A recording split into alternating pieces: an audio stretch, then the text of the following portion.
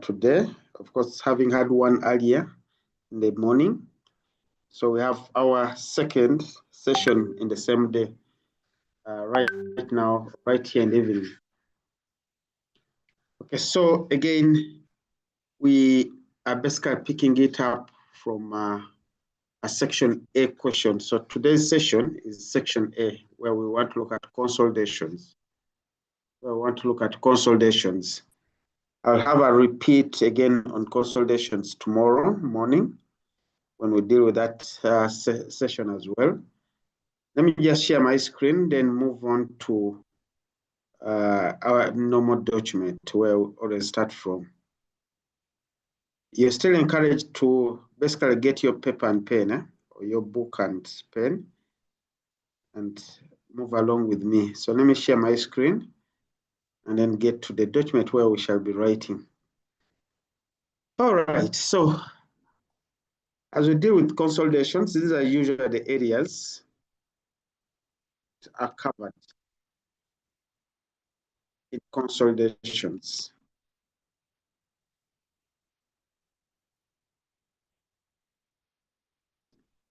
Okay, so we may not be able to cover all of them, but still then we should cover as enough as we can. Okay? So for example, one would be the changes in shareholdings. So apparent changes in shareholdings in the other company. Okay, in this case, that is majorly in the subsidiary. Okay, for example, we could have a case of a piecemeal acquisition. So we could have a case of a piecemeal acquisition.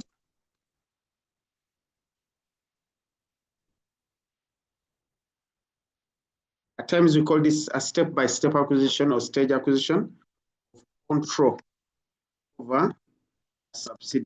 In that you did not get this or acquire this subsidiary in one transaction, but you had several small, let's say, acquisitions that combined or cumulatively resulted into you holding control over that company or over that subsidiary. Okay, or we would have the reverse, where we would have a disposal, a part disposal, or a partial disposal, or a piecemeal disposal. We call it piecemeal disposal. Okay, over a subsidiary. So that could also be a case where you could have a piecemeal or partial disposal of a subsidiary. People may call them part disposals of a subsidiary. So you've changed your shareholdings, and therefore you've changed the nature of your acquisition or holding in this subsidiary. Perhaps you've lost control, and what you retain is maybe an associate or a small holding like a financial asset. Okay, fine. So we've seen this come often. Now we also have a case where you have a foreign-based operation. So a foreign operation, that operation could come in form of a subsidiary, for example, of a subsidiary. So you have a subsidiary whose financial statements are not in the same currency like yours. Maybe because that subsidiary is based in a different country, or it could even be the same country like the parent, but its financial statements are prepared in a foreign currency or in a currency that's not similar to the presentation currency of the parent. Okay, so that will be a foreign operation, which we need to translate, whose financial statements need to be translated from that foreign currency to the presentation currency of the parent or even of the group, and get those financial statements consolidated. Okay, so that can be another case. Okay, so we can also have a case of a complex group structure, in which case you're basically looking at a parent having a subsidiary directly, but a parent also having another subsidiary or indirect control of another subsidiary, because it's holding control in one subsidiary, and that subsidiary is also holding control in another subsidiary. So indirectly, it's holding control in the sub-subsidiary. So in this case, you actually see, therefore, a case of a parent having indirect control over what I would call a sub-subsidiary. over a subsidiary. So you're having a case where you are consolidating a subsidiary. Okay. So of course we also have a case of preparing consolidated statement of cash flow. So in that, yes, you have the normal financial statements, which is consolidated profit or loss and other comprehensive income, a consolidated statement of changes in equity, a consolidated statement of financial position, but also a consolidated statement of cash flows. Okay, so we've seen this happen, especially the consolidated statement of cash flows can come anywhere in your paper. It does not have to only be in section A. It can even be in section B. That's the bit about the consolidated statement of cash flows. Okay, so with time, we may be able to look at all these areas, but let me focus this weekend, today and tomorrow, on cases of changes in a subsidiary. And today I'll start with a piecemeal acquisition of control over a subsidiary. So that's what I want to start with today. Okay? So a piecemeal acquisition of control over a subsidiary. So here you're looking at a situation where the parent has acquired control in more than one transaction. Okay? So we're looking at a case where control in a subsidiary has been acquired over stages, over steps. In others, in a piecemeal. In others, in a piecemeal. So the parent acquired pieces and pieces. So those piecemeals combined gave us or gave the parent control rather than in one transaction. Rather than in a one transaction. So, and practically, this is what happens in the world. So it's very possible that the parent may not have acquired all the control in one transaction. Okay. Okay. So, for example, it's possible that before acquiring control, the first acquisition, it was initially maybe a financial asset. So maybe the parent initially had a financial asset. For example, maybe it had 15% shareholding in this company, 15% shareholding. Then it acquires maybe 60% more shares. So this means that this was a financial asset, and then it additionally acquires 60% more shares. And that gives us control over now a subsidiary. So a financial asset has become a subsidiary. Okay? So because at this point, it has a total of 75% shares.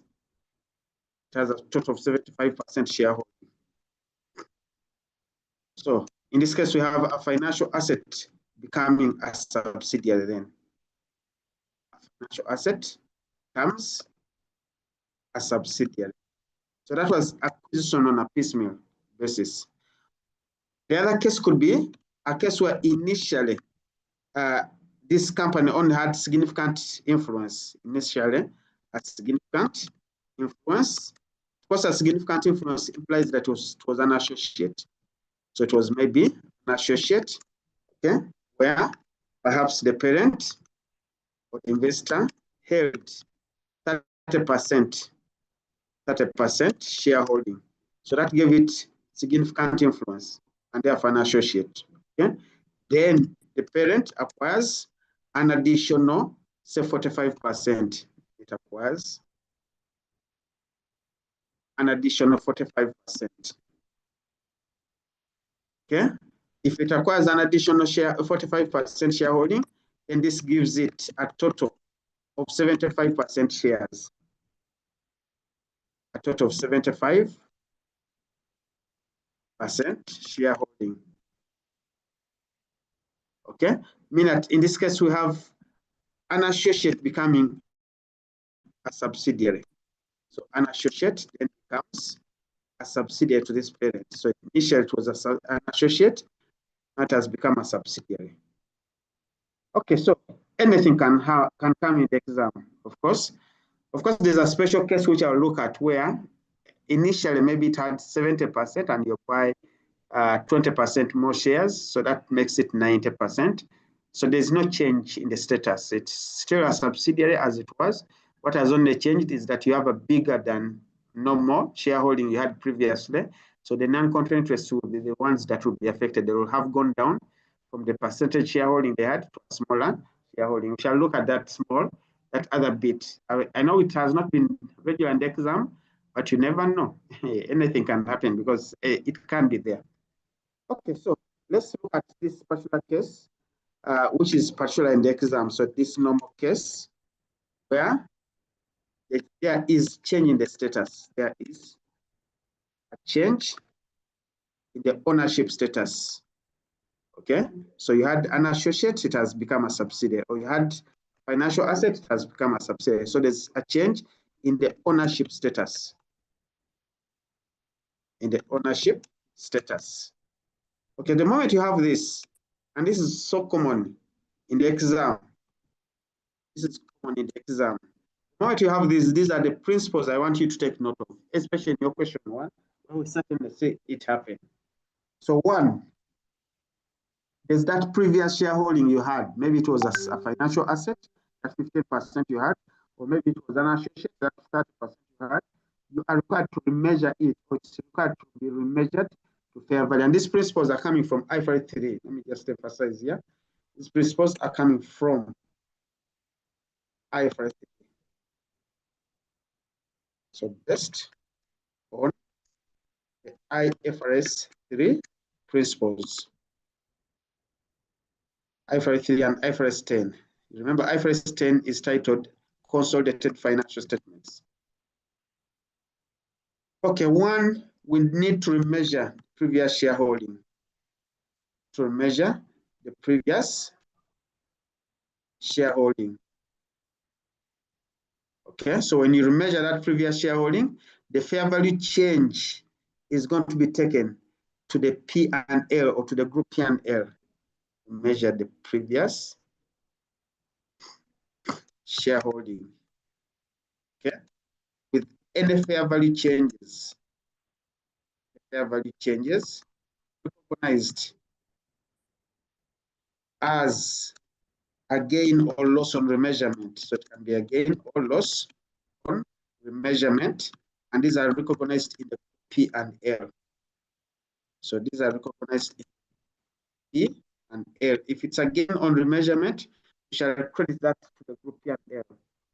Okay, we shall have that credited in the group P&L and in the goodwill account. Okay, so mean that in this particular case, you are debiting, for example, goodwill account. You're debiting the goodwill account with that fair value of your shareholding. And you see me putting that in the goodwill account. So because the examiner will have given you this figure, the fair value of the previous shareholding, take that entry, the whole amount, to the goodwill account. Okay, and of course you are derecognizing that previous shareholding, meaning that you are crediting it out of the assets. Maybe it was called an investment in an associate, it was called a financial asset. You are crediting it out of the investments. So crediting it out of the investments, that means that you are derecognizing that previous shareholding, but based on its carrying amount, the carrying amount it had. So recognize that previous shareholding at its carrying amount.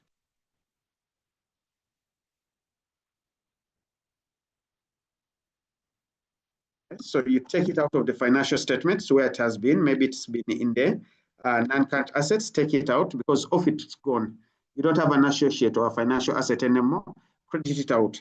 And the difference between those two figures, assuming that this was A, you labeled this A, that's the fair value of the previous shareholding. You labeled this B. The difference between A and B is that gain or loss on the remeasurement of the previous shareholding, which you are taking to the group P&L. So that difference, are crediting or are debiting it to the group P&L. Okay, and this is the gain loss, gain or loss, the remeasurement of that previous shareholding.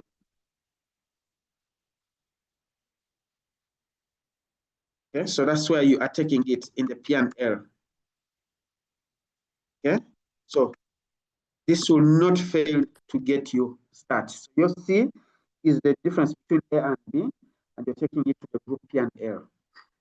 So that's the first thing everybody should do, remeasure that previous shareholding. The examiner will give it to you that the remeasured previous shareholding was maybe 10 million. And yet the carrying amount of that, investment before that remeasurement maybe was 9 million. So you're going to credit out that asset, that investment that was once there, whose carrying amount was 9 million, and you're taking that fair value of the remeasured shareholding, which is maybe 10 million, goodwill, and the difference is a credit, which you're taking to the group P&L, representing the fair value gain on the remeasurement of that previous shareholding. The opposite is true, assuming that that remeasurement gives us 10 million, and you're debiting it in goodwill, yet the initial or the carrying amount of that investment was maybe 12 million, and it means that there's been a fair value loss on the remeasurement, which you are debiting to the group P&L. In any case, whether it's a fair value gain or fair value loss, that change in the fair value or that measurement shall be taken to the group P&L. Okay, then so number 2, because you've acquired control, certainly there's a cost you've paid. You need to recognize that purchase consideration or that cost of investment for the additional acquisition also in the goodwill account. You need to recognize that cost investment, what you call the purchase consideration for that additional acquisition.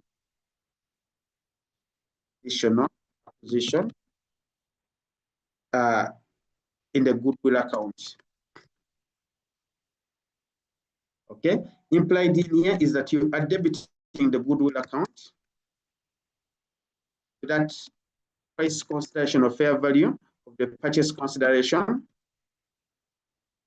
for the additional acquisition. The examiner again will give you that figure. Additional acquisition. Okay, so you're debiting it in the goodwill account. Of course, the credit is cash if you've paid it, or the credit is going to be a deferred consideration if you've not yet paid it. So crediting cash in bracket if paid.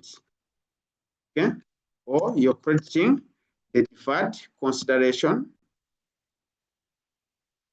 if this consideration is not yet paid. Not yet paid. The deferred consideration, remember, is in the liabilities. Let's put it here, it's clearly payable. So the deferred consideration in the liabilities. Okay, so that double entry is also a key requirement. So that's number 2. Number 3, now that you have control over subsidiaries, it's possible you don't have fully 100% shares in the subsidiary. So there are others who call the non-controlling interest, who you didn't have before because it was an associated financial asset. Now recognize those non-controlling interests in the group accounts.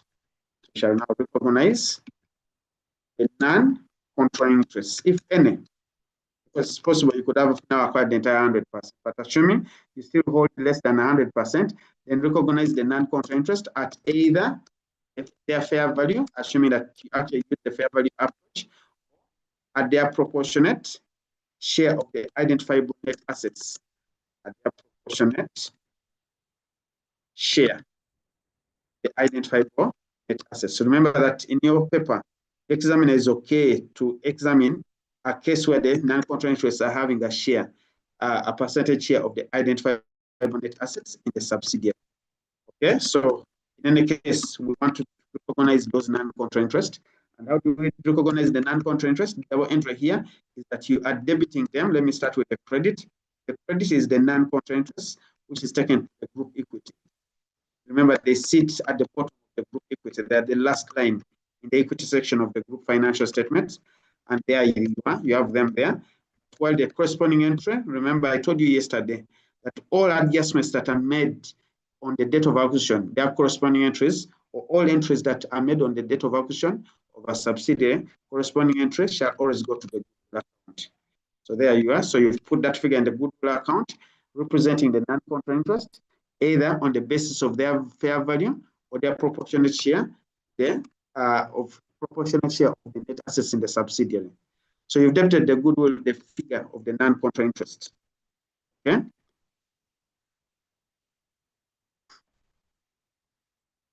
Okay, so there you are. And so that's number 3.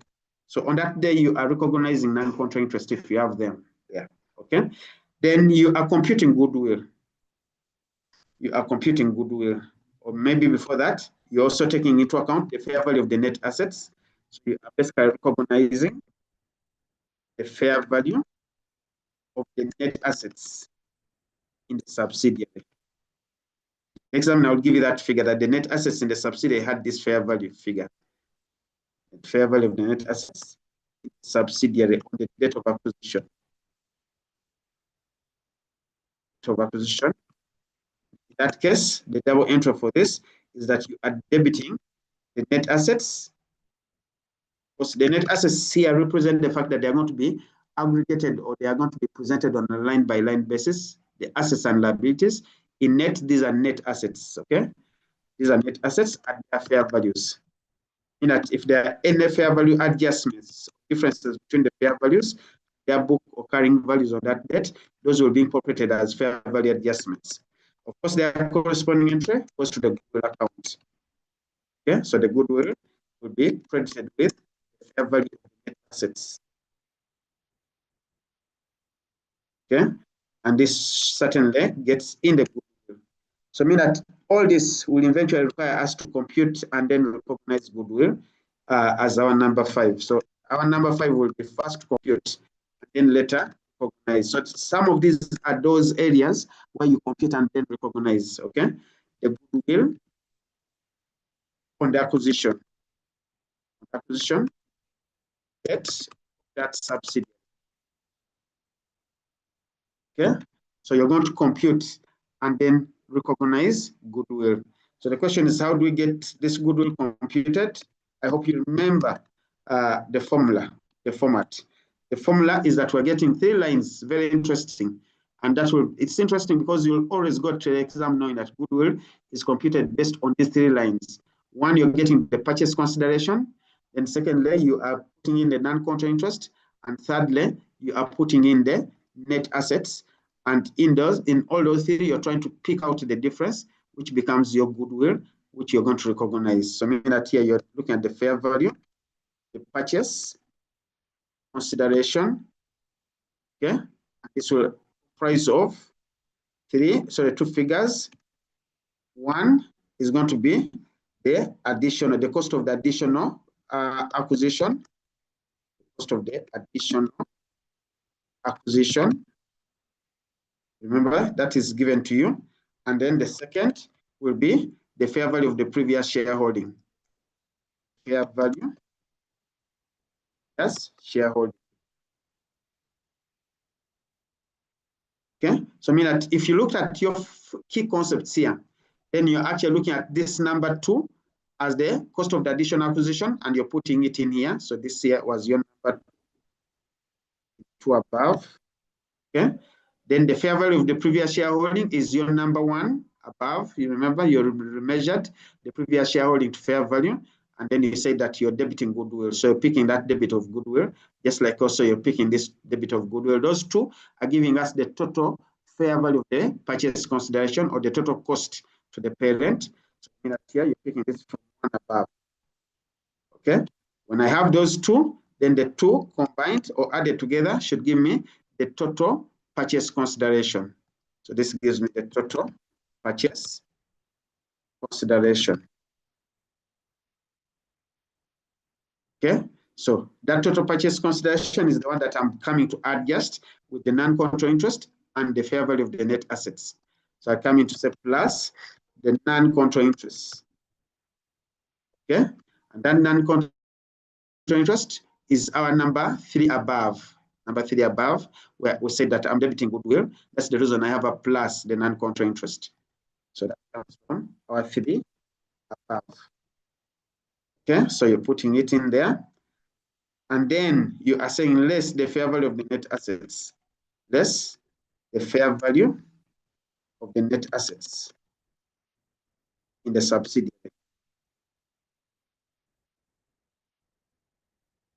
Yeah, and you're doing that in respect of the date of acquisition. So on the date acquisition.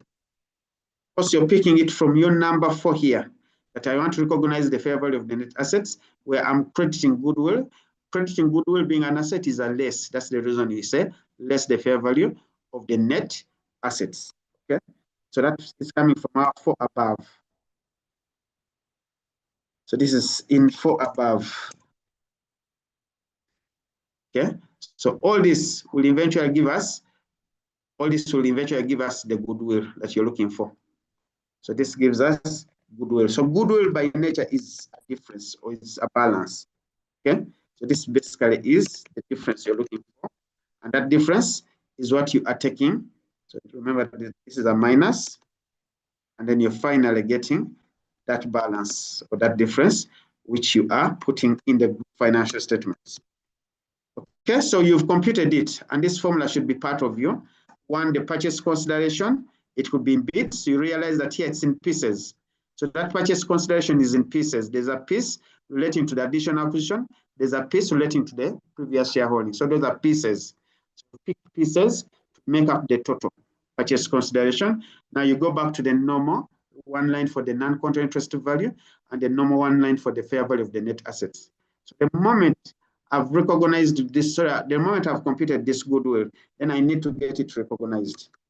So then I need to get it recognized. So of course, if it's a positive figure, it's a positive balance, then we shall call that purchased goodwill.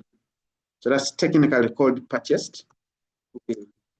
And if it's therefore purchased goodwill, it's going to be recognized as an intangible asset in the group balance sheet, which is recognized as an intangible asset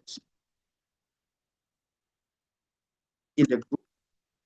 I'll abbreviate the word statement of financial position. So mean that you're debiting it in the statement of financial position, and that's the running balance. So of course, somebody is going to ask me, Bruce, where is the credit? The credit is part of all these entries you've posted along the way. So this is the balance. It's a running balance because it was positive figure. Put this in full. So if it was a positive goodwill, then you're saying that it's purchased goodwill. Everyone you hear positive goodwill, then we're talking about it as purchased goodwill. And as purchased goodwill, we're taking it to the group balance sheet as an intangible asset. What if it's a negative figure? So if it's negative balance, if it's a negative balance, we shall call it a bargain purchase. So this is called a bargain purchase.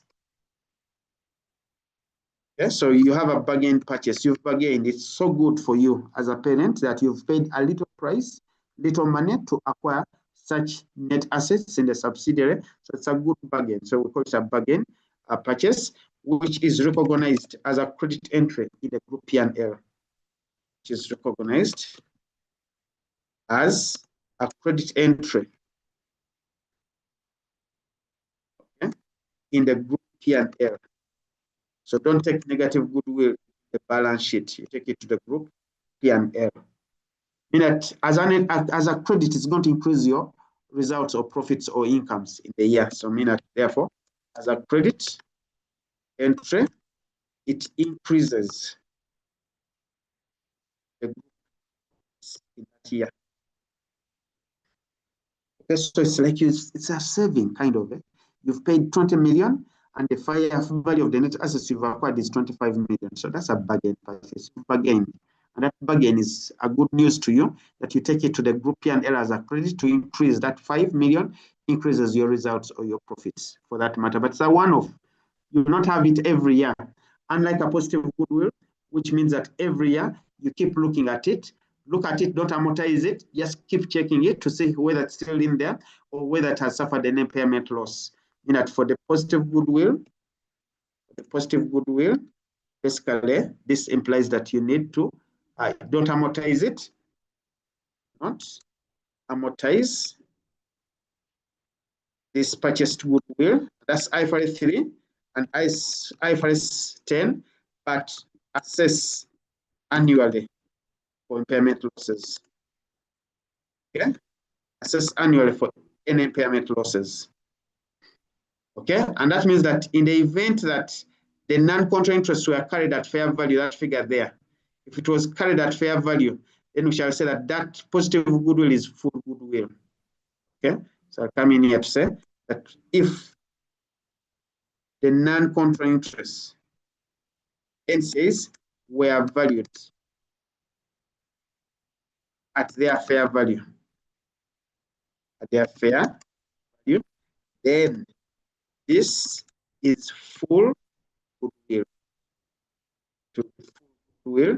With any impairment losses, with any subsequent impairment losses taken as full impairment losses as well. So in that case, we'll have a full impairment loss, which is proportionately shared,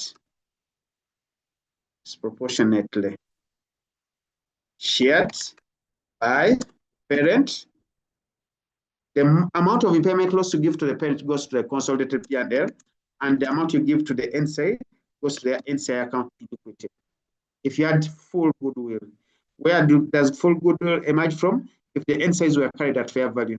Otherwise, if the NCAs were carried at their proportionate share, if the NCAs were valued or carried at their proportionate share of the net assets in the subsidiary, then that's partial goodwill. Were carried their proportionate share of the net assets in the subsidiary. Then in this case, this results into partial goodwill. If it results into partial goodwill, any impairment losses will also be partial impairment loss. So any subsequent impairment loss is partial impairment loss. The moment it's partial impairment loss, then you only allocate this to the parent. So never allocate partial impairment loss to the NCAs, which is only allocated to the parent. So nothing to the non-controlling interest. So no impairment loss allocated to non-controlling interest. So you look out, remember your exam can examine either NCAs carried at fair value or NCAs carried at their proportionate share of the net assets. So that NCA value could be based on fair value or it could be based on proportionate share of the net assets. That has a lot of impact on the goodwill, especially when talking about positive goodwill, because that may be full goodwill or partial goodwill. The moment it's full goodwill, any subsequent impairment loss is also full impairment loss allocated between the parent and the NCAs. The moment that's partial goodwill, then any subsequent impairment loss is partial impairment loss only to the parent. So mean that of these principles that bring in IFRS 10, because we have a piecemeal acquisition, you are looking at all the 5 affecting goodwill. If I remeasure to the previous shareholding to fair value, then we are getting that total fair value of the previous shareholding going to goodwill. If we are to look at the cost of the additional acquisition, the whole cost of additional acquisition goes to goodwill. The two make up the total purchase consideration or the total cost of investment. If we are looking at the NCAs in any way, whether fair value or proportionate share of the net assets, we're looking at them, they are affecting goodwill. If you're looking at the fair value of the net assets, which the examiner will give you that today, including possible fair value adjustments, then we are saying that again, that will impact or will go to goodwill, and that will help us in number 5 compute that goodwill and go ahead and recognize it either as an intangible asset because it's positive goodwill, or as a credit in the P&L because it was negative goodwill. Usually for positive goodwill, because it's an intangible asset, look out for impairment losses. It could be a case of a full impairment loss if that goodwill was full goodwill because the NCAs were carried at fair value, or it could be a case of a partial impairment loss if that goodwill was partial goodwill because the NCAs were carried at their proportionate share of the identifiable net assets in the subsidiary. Having said that, it means that from that day onwards, start to consolidate that company.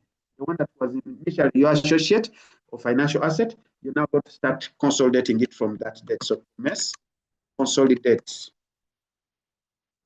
Commence to consolidate the subsidiary because it has now become a subsidiary, okay, in the group accounts. I hope you're aware that our consolidation will be by method called acquisition method. That acquisition method comes from IFRS 10. So by acquisition method, mean that on a line by line basis. And that will mean that specifically, if you're talking about the P&L specifically, for the consolidated P&L, consolidated profit or loss, and other comprehensive income, you are going to consolidate line by line, but you may need to time a portion. Maybe that control has been acquired partway in the year. You know, you've acquired the subsidiary in pieces. Maybe by the time you've acquired control, you had already done 3 months already, so you are now left with 9 months. So in this case, you may have to time a portion. So you may have to time a portion. So in the exam, if the question says prepare the consolidated P&L and OCI, and you realize that the date of control was between or within the year or partway in the year, you may need to time a portion if the acquisition of control over subsidiary was within the year. Within the year.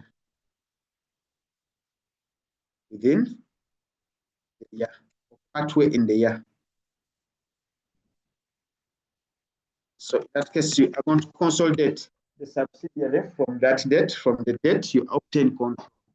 If it's a statement of financial position, if the question comes asking for the consolidated statement of financial position, don't time a portion. So you will have to consolidate the entire assets and liabilities because as at the year end, the parent had control. This was then a subsidiary.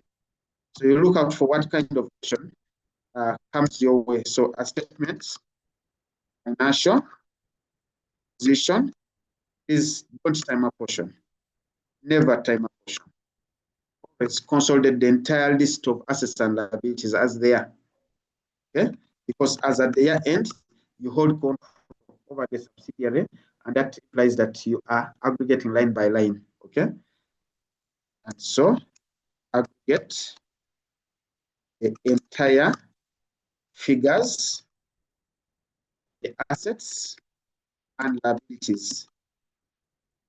So the entire figures of assets and liabilities of the subsidiary. Okay? On a line by line basis.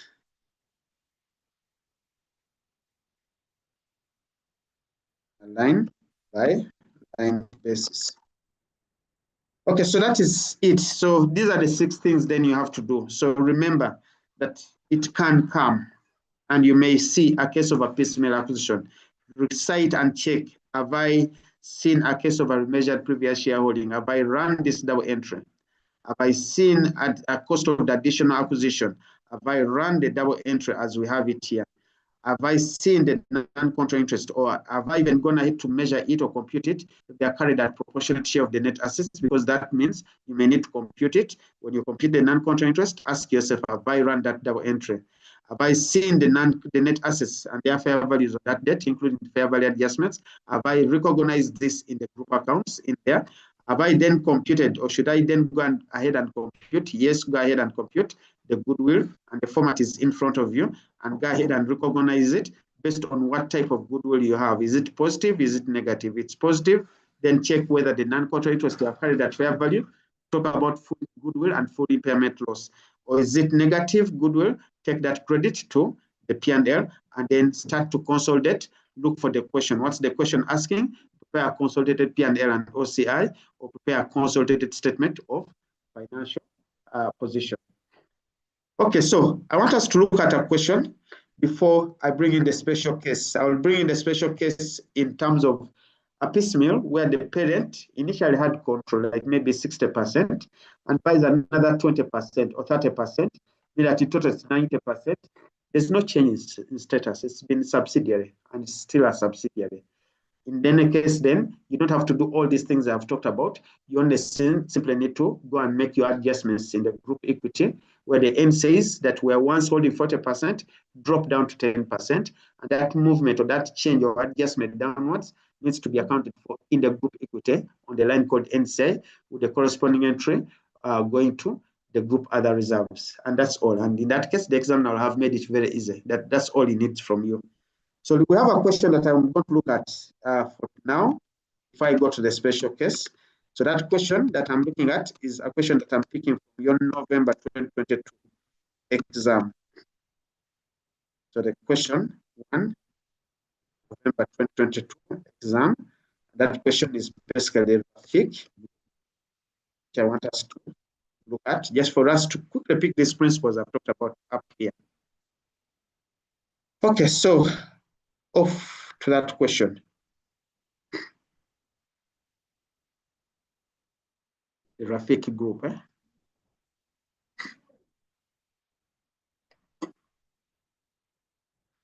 Okay, so I'm picking question 1. And there it is. Let me run quickly down to where the required is. Okay, so there you are for 45 marks in this case.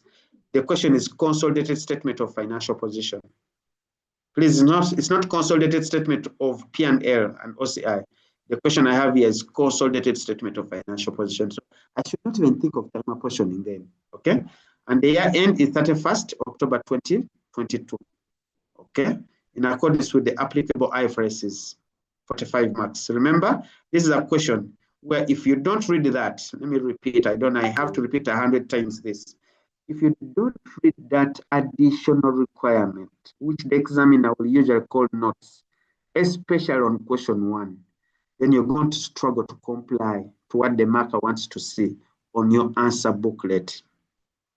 If you do not read those additional instructions actually, which are instructing you in the way you are going to present your answer, then you're starting to struggle.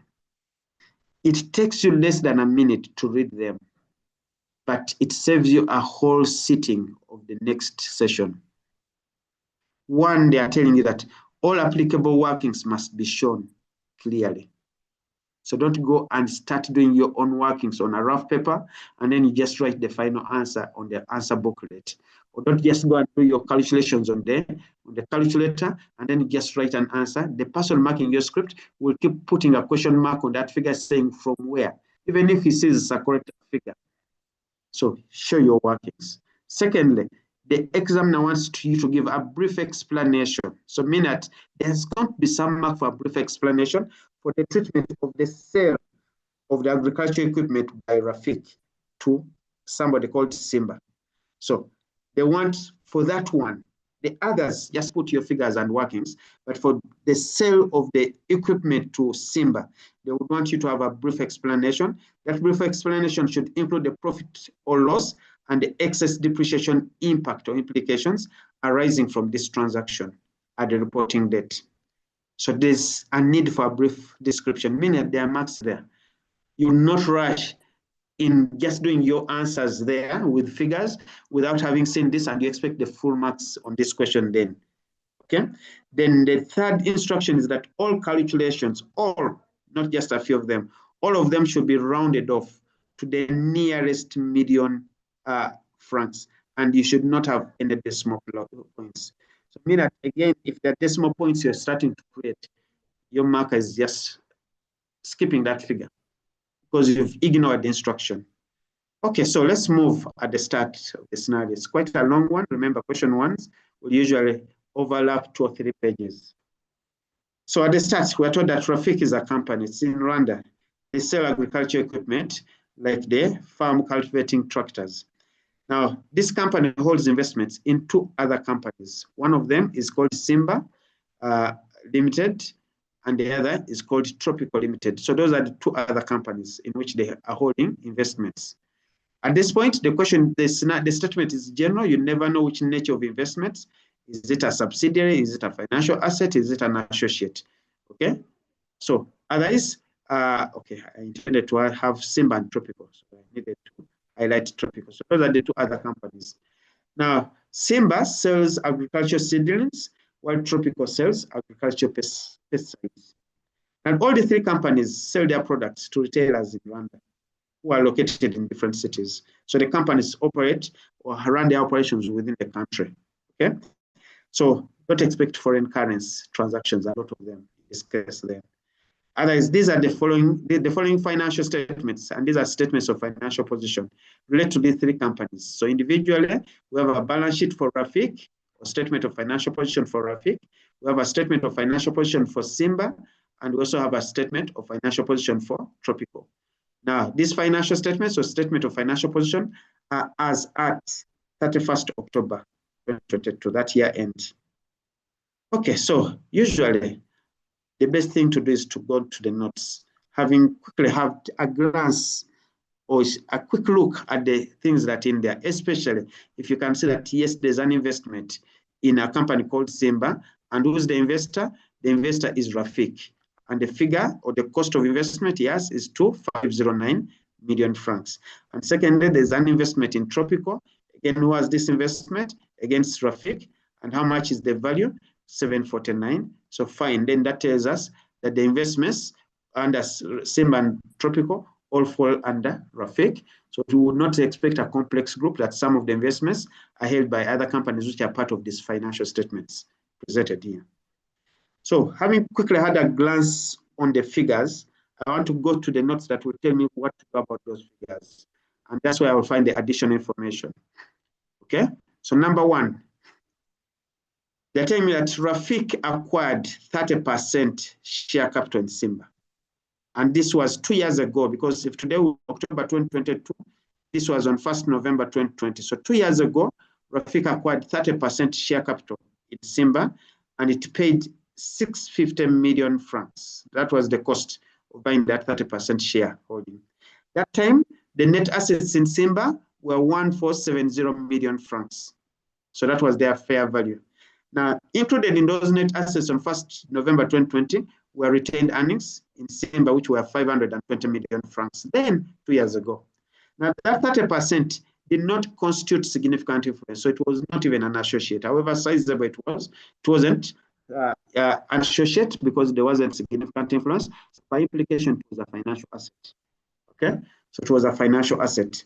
Now later, a year later, 1 year later, which is a year ago, Rafik acquired an additional 50% share capital in Simba. So that's where the piecemeal acquisition comes through.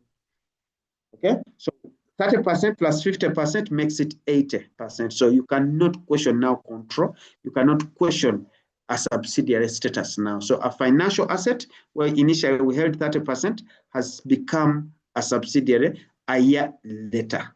Okay, at this point, the additional cost of investment, that's the one I'm looking for, is 1410.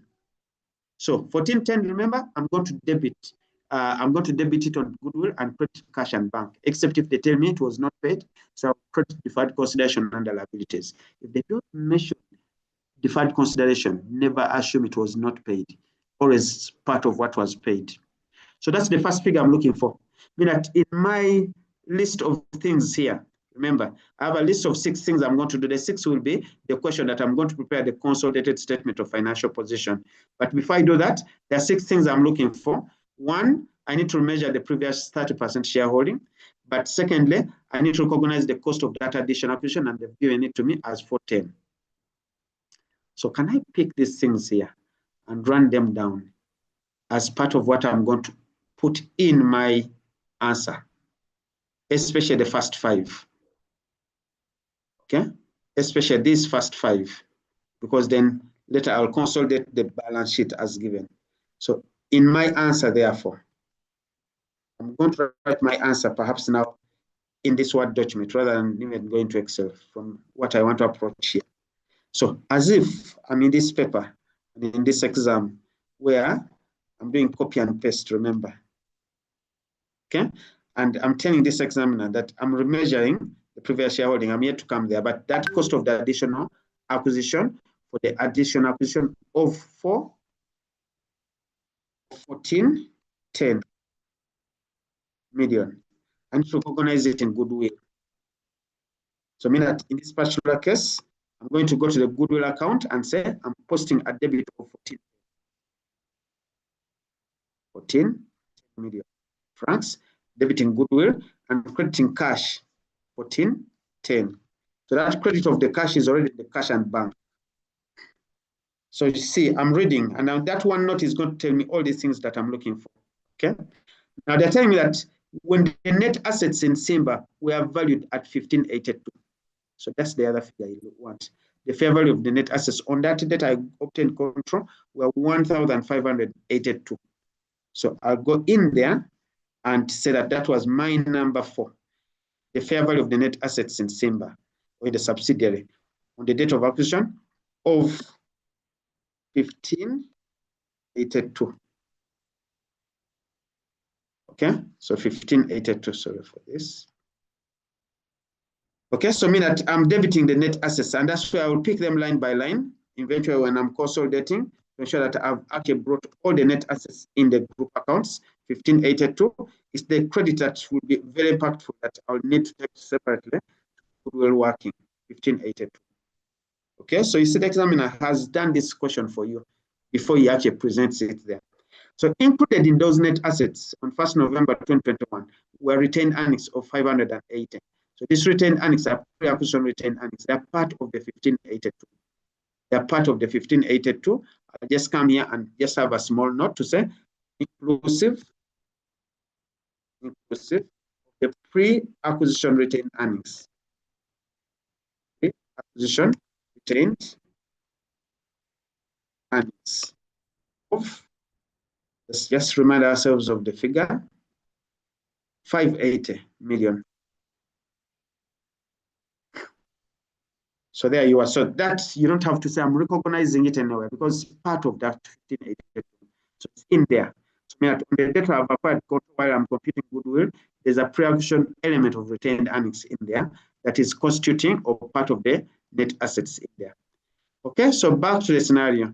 Rafik accounted for this investment in Simba at market fair value, with any fair value changes recognized in the group P&L. So in the P&L.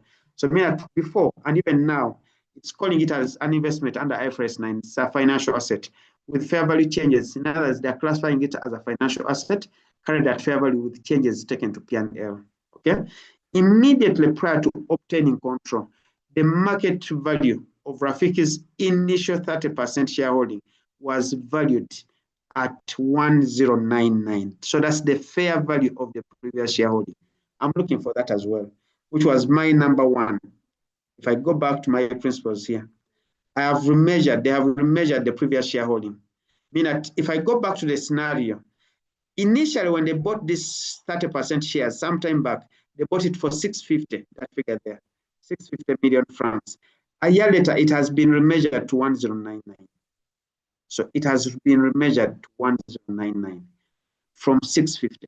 So there's a fair value change, in this case, a fair value gain between 1099 and 650, which I'm going to recognize in respect to the statement I made in number 1, that I have remeasured the previous 30% shareholding, okay, with any fair value changes, which you want to compute, that those fair value changes are the difference between 1099 minus 650. Minus 650. So on my calculator, 1099 minus 650 gives me 449. Okay, so that fair value change of 449 million, okay, is going to be recognized in the group P&L. So it's a gain. In this case, it's a gain. It's not a loss. It's a gain on remeasurement. So it's going to be recognized as a fair value gain on remeasurement. So it's a fair value gain on remeasurement. It's going to be taken to the P&L and in the goodwill. Meaning that I'm debiting goodwill with the total fair value of the previous shareholding, which they've given me as 1099. 1099 is the total amount I put in goodwill, while I'm derecognizing that previous shareholding. So the previous 30% shareholding was in my books of accounts at 650. So I'm taking it out of my balance sheet. It should not be there anymore. Okay.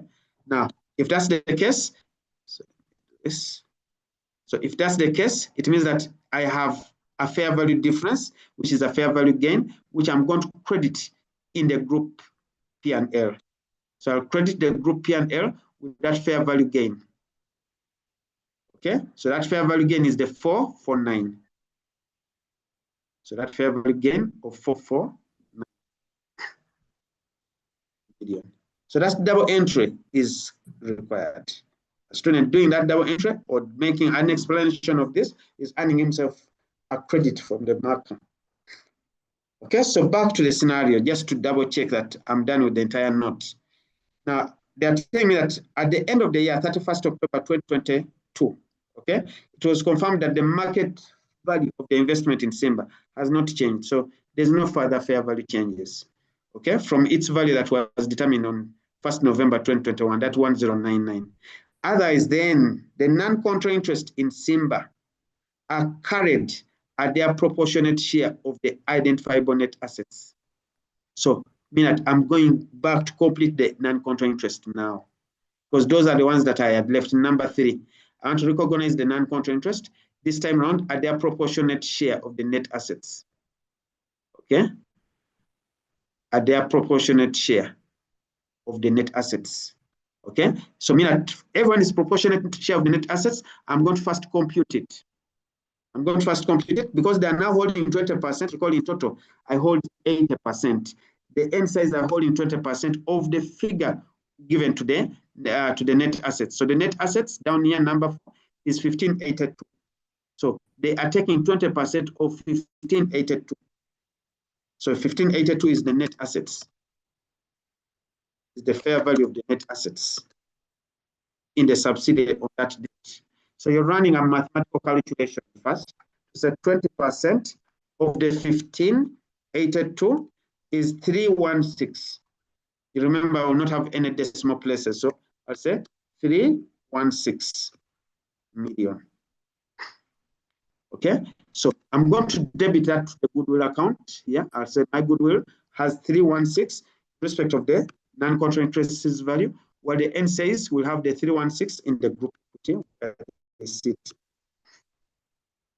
I want you to check just one note. This is one note. Of course, I'm going to complete it by saying that now let me compute that goodwill. Let me maybe do that before I move further. So I'm going to use this same table which I've put in here. Now compute the goodwill.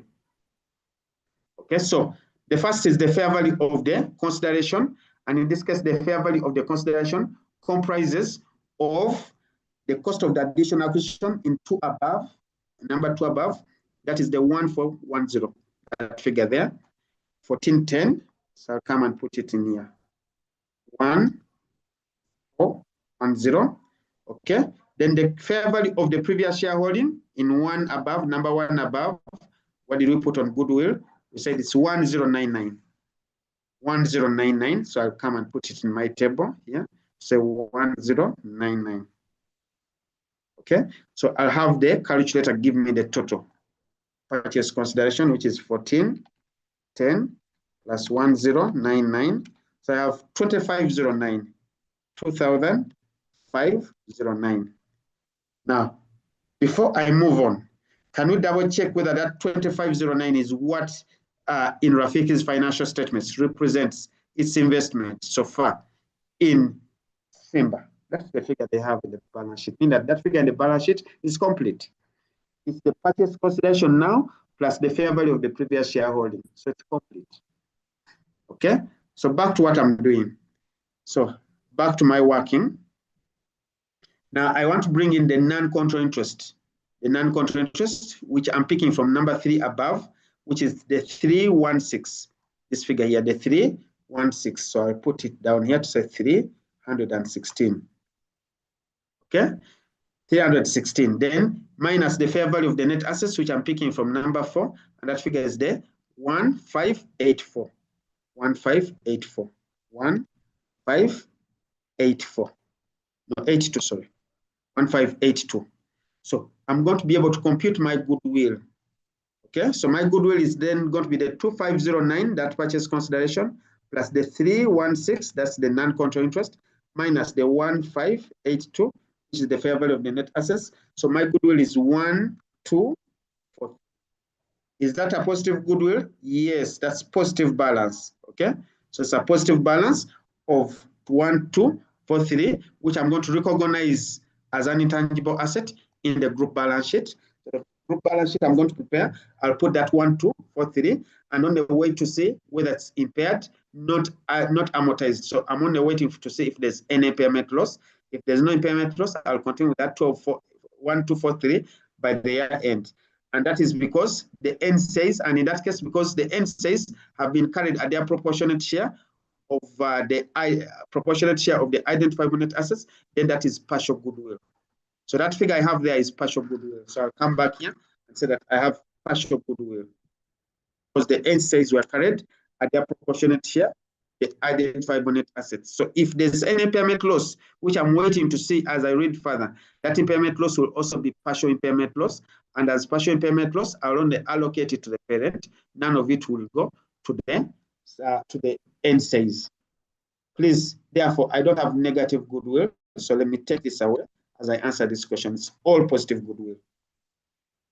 So just say, I've done my 5 things. I'm now ready to start preparing the consolidated statement of financial position. All these 5 things have come from one note. Let me repeat. In reality, when you go to this paper, especially in the areas that are covered under consolidation, apart from the consolidated statement of cash flows, all these are usually in one note. One note will address each of those areas in totality. One note. Like right now, it's not one. So meaning that when I look at this question called Rafik, as you will see in your exam, if you look at the question, which has as many as, let's say how many notes, as many as 7 notes, no 8, 9. There are 9 notes. 9 notes. Only one of the notes is the one focusing your attention to which type of consolidation has the examiner examined this sitting. So in that sitting, the examiner was on a piecemeal acquisition, but in only one note of the 9 notes. Let me tell you, don't go and fear question 1. Don't say, Bruce, me, I don't know piecemeal acquisition, so I am completely lost. I'll not do question 1. You have to do it, it's compulsory. Bruce, you know, I don't know dispose of shares in a subsidiary. I'll not do question 1, or I'm going to fail question 1. You know, I'm not very good with foreign operation. I'm not going to do question 1 if it's foreign operation because I don't know what to do.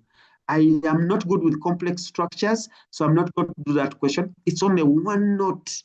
The other remaining notes are on the normal IFRSs we've been talking about, or other additional things that you can be able to manage in this paper. I hope I'm building your confidence. So don't mind that I cannot, or I do not fully have confidence on piecemeal acquisition. Question 1, all of it, I can't do it. I have no confidence on a piecemeal disposal, part disposal of shares in a subsidiary. Question 1, I'm lost. Or I'm not good with foreign operations. Question 1, I'm lost. You realize that it's only one note out of, say, 7 or 9 notes, and you'll move on. It's only the consolidated cash flow, which is on normal basic things, where you cannot say it's one note. It's across the entire notes that you are looking for cash flow items there. Okay, so before I proceed, let me double check my audience, my team, my class, my good friends. Are we now getting confidence on question 1, even when we've not gone through so many areas of consolidation, because everything will rotate in only one note out of, say, 7 to 9 notes. I want to see in the chat people saying, okay, then I should not fear question 1. If it's only one note that is disturbing me, the other notes I can be able to manage or to get something on average.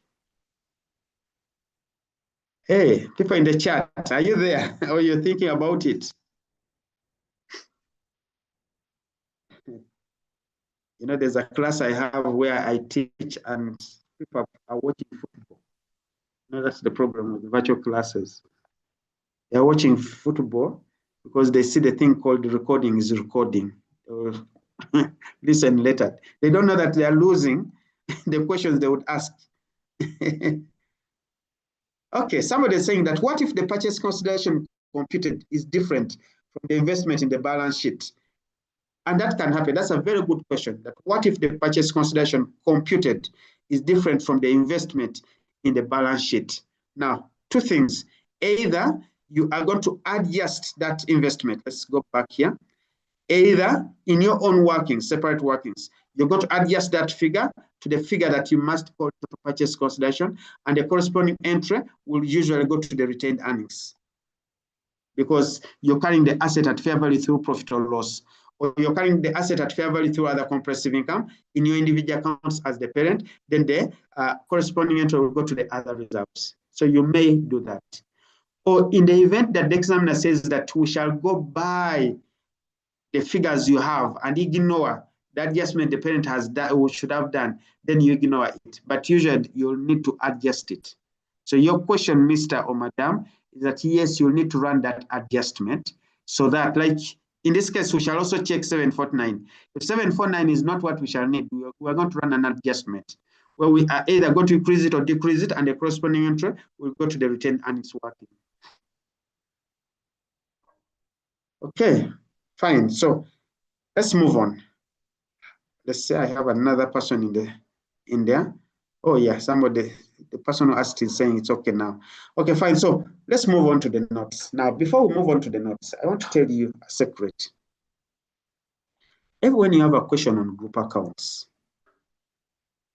perhaps, okay, fine, maybe it's good to read the notes first. Let's read the notes so that you get to know whether they are subsidiaries, and you need to quickly pick easy marks by consolidating before you deal with the further adjustments that come through the notes. What I've done here is that I've done this adjustment because I needed those 5 items, because I needed you to understand that a piecemeal acquisition or disposal will all be in one note.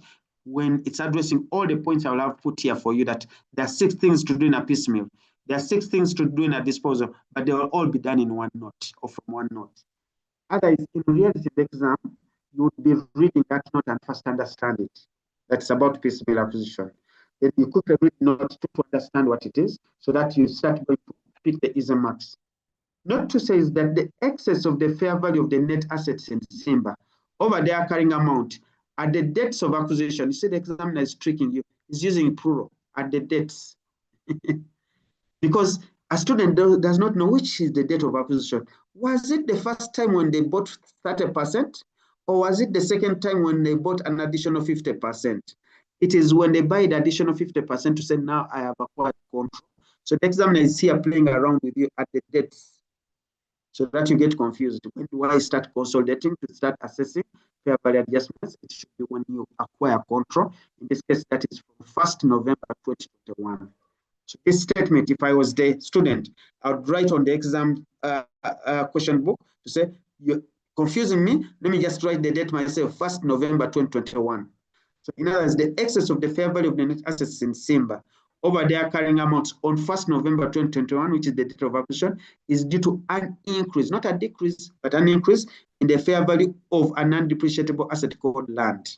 So that sentence or those words I've highlighted have a lot of meaning, a lot. It means that an increase, you're going to debit that asset in PPE. The credit is going to go to the goodwill. It's part of this fair value of the net assets. This 1582 is in there. It's part of that credit that you said, I'm crediting goodwill. Okay. Now, the other meaning is that there's that word non-depreciable. So, mean that after the date of acquisition, don't start saying that I have this additional or extra depreciation to recognize. Don't. Okay. So, back to the scenario. That non-depreciable land of Simba had a fair value increase. You see, is running around it, and now finally comes to tell us that's 1st November 2021. It comes to tell us, and is now telling us the figure. It's 52. But he first told us an increase, and he didn't tell us how much. Now he comes to tell you that that increase is a fair value increase. So he repeats the word increase, just for you to ensure that you get it right. And the amount there is 52. So now we are debiting PPE where land sits, 52, and we are crediting goodwill, 52 on 1st November 2021. Now, see what we did early in the morning. That for deferred tax purposes, I wish I could, if I had a face-to-face class, I would be picking up students there to say, tell me what you're going to say there. If I have a deferred tax, and they're not saying whether under a corporation tax rate of 30%. Okay? So they're telling you that think about deferred tax. If there's a fair value increase in an asset, because land is an asset. So in the morning, we say that when you have a fair value increase, because the question we did in the morning was related to the date of a subsidiary. We took fair values, not the normal carrying values. So there's a fair value increase because you've taken a fair value. So that fair value increase implies that your adjusted carrying amount of this PPE is greater than, because it's increased, it's greater than the tax base. Therefore, I want to see the chart. Do we have a deductible temporary difference? Do we have a taxable temporary difference? Because we're going to compute the deferred tax using the tax rate of 30%. I want to see who remembers, since now we have a fair value increase in asset, PPE is an asset, compared to the tax base, which will not have shifted or moved. We have a taxable, fine, I'm starting to get the answers there. Taxable, fine, taxable, so you're right. Oh, somebody is saying deductible, temporary difference. Please, deductible is only if the carrying amount of the asset, rule number 2, the carrying amount of the asset is less than. So you cannot have the asset increasing and then you're saying it's now less than. No, it's greater than the tax base. So we have a taxable temporary difference. So the person who said deductible, PC, is called PC. Please revise what we did in the morning. Okay, so I see a couple of taxable. So you're right to call it taxable temporary difference. So if it's taxable, and I'm going to apply a tax rate of 30%, that means that I will have a deferred tax liability. Deferred tax liability. So that deferred tax liability is going to impact on the goodwill. So let's go and complete that, because it means that there's a new story from note 2, which I need to go and further adjust on my goodwill here. So this goodwill, I need to further adjust it then by saying that in addition, we put it here, by saying that here, in addition, based on note 2, based on note 2, we have a deferred tax implication. Deferred tax implication arising from a fair value increase on land. Okay, rising from a fair value adjustment, which is a fair value increase on land, which is a PPE asset, okay, of 52 million. 52 million. So that means that in this case, we shall have a taxable temporary difference. This gives us a taxable temporary difference. So it's a taxable temporary difference of 52. Why? Because in this case, that additional carrying amount of the asset, or fair value of the asset, is greater than tax base, where the tax base will not have allowed that fair value increase. So we have a taxable temporary difference of 52, and therefore we have a deferred tax liability. A deferred tax liability, which I'm going to compute as the 52, which is my TT, taxable temporary difference, that's the tax rate of 30%. So 30% is the tax rate. Okay. So remember that for deferred tax, you need to compute, then you recognize. So I'm computing first. So when I compute, I have the 52 times the 30%. It gives me something like 15.6. I'll round it off to full millions. So that's 16 million. So that's 16 million, which I've computed. So here I've computed. I've computed it. Now I want to go ahead to have it recognized. So I want to get it recognized. Okay, the double entry. So it's going to be recognized by debiting it. Let me start with the credit. Crediting it. It's a deferred tax liability. So I'm crediting it. The money. We said that deferred tax liabilities are usually represented in the non-current liabilities. Put it in the non-current liabilities. Fine. How much? 16. Okay. 16 million. Where am I throwing the corresponding debit? Like I said in the morning, in normal cases, you'll be debiting the P&L income tax expense. In exceptional cases, you'll not debit the P&L. Instead, you'll take to the other comprehensive income if the impact or if the temporary difference has gone to OCI. However, However, you remember that, however, if the reason for the temporary difference is the acquisition of a subsidiary, then the corresponding entry shall go to the goodwill account. So mean that here, I'll go to take this to the goodwill account. So I've taken it to the goodwill account. And this is basically that deferred tax.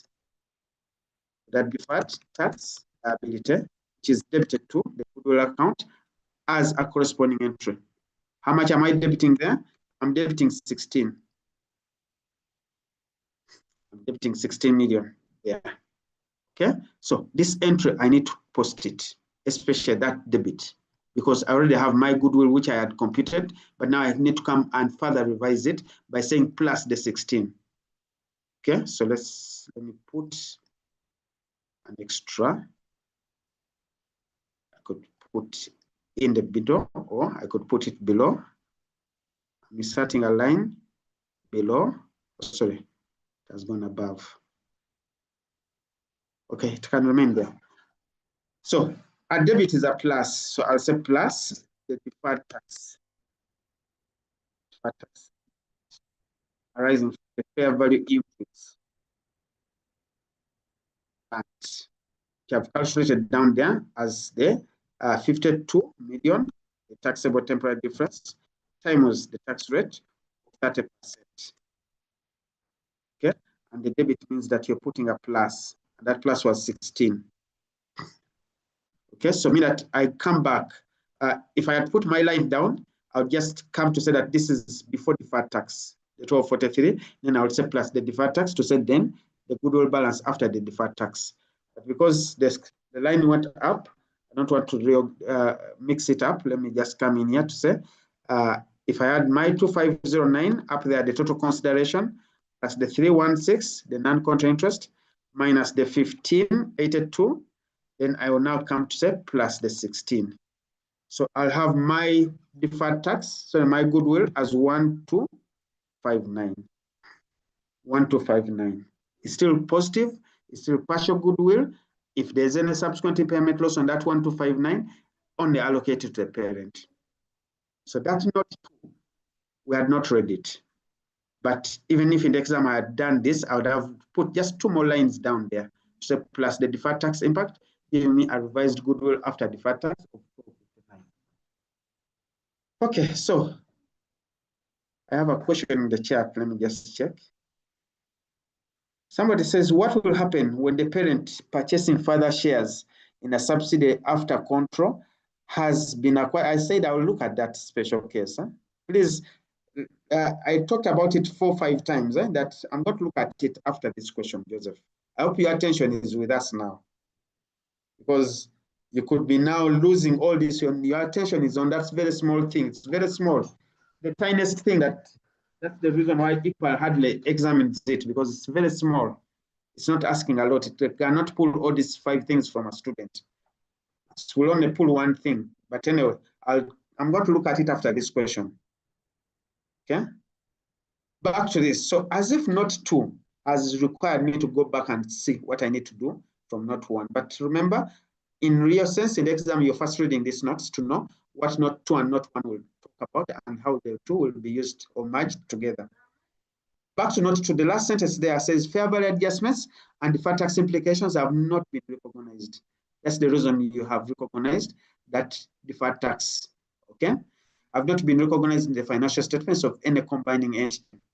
Okay, so note 3 says Rafik acquired 25% share capital in Tropical. Remember, Tropical is the other company we saw in the balance sheet. Okay, and that was also a year ago. If today is 2022 October, on 1st November 2021, they acquired 25%, but look at the price they paid, 693 million. 693 million francs. Yet, if I remember the question of the gentleman was asking, we have 749 here. The investment is at 749, but from what I see down here, the price they paid a year ago was 693 million. That time, the retained earnings on that debt in Tropical were 28 million francs. So those were the retained earnings, 28 million francs. Now, this gave Rafik significant influence over Tropical on that debt. So Tropical was acquired as an associate, and therefore we're holding 25% shares. So we're going to apply IS 28 equity method to account for that investment in associate. But initial cost of the investment in associate is 693, not this necessary figure you see in here, the 749. We need to check where does the 749 come from if it started at 643. Okay. Oh, somebody's saying, I'm back in here. Somebody called Vava says how it can be treated if the 30% has a significant influence. It's still the same. So the words are the ones that change, either financial asset or an associate. Please, Vava, see where we started today. I hope you are with us right from the start. Yes, I saw you in the video. You were with us, but I hope the video did not disorganize you. We said whether you initially had a financial asset and it became a subsidiary, or whether you had an associate and it became a subsidiary, always we have 5 things to do. Remeasure that previous associate or previous financial asset. Then look at the cost of the additional shares you've gotten to give you control. Recognize now the non-control interest. Recognize the fair value of the net assets on the date you've acquired control. Compute and recognize goodwill. It doesn't matter. Those things are whether it's a financial asset becoming a subsidiary or whether it's an associate becoming a subsidiary. So, Vava, you are there. You had a video in front of you. I hope it didn't disorganize you, but we said it, that it's for both cases. So your question is, it's still the same. Whether it was an associate, it would still be these 5 things I've done in the same figures. On it, maybe Vava, maybe your question, this is what I would pick on it. This number, I think there's somewhere where I've said number 1, where I need to say I'm derecognizing that investment. I would clearly say I'm derecognizing a financial asset, or I'm derecognizing an associate. That's the only difference, that the word will be specific, that I'm crediting out that financial asset or I'm crediting out the associate. That's the only thing, but the figures remain the same as they were given to you. Okay, so I hope Vava and anybody else has picked it. It doesn't matter whether it was an associate or a financial asset, the principles remain the same. It's the figures and the principles you continue with. Okay, somebody says, dear sir, the tax implications be applied there in goodwill computation. Yes, we have. We have applied it, Gilbert. Maybe you asked the question before we applied it in goodwill. We've applied it.